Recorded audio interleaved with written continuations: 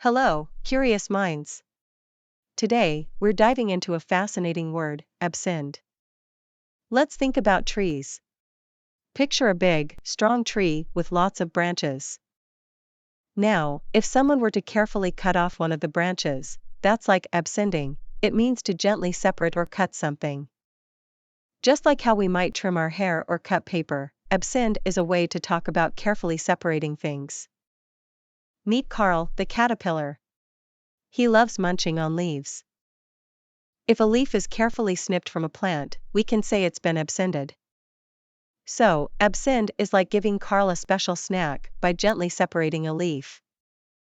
Now, let's explore our colorful friends, crayons.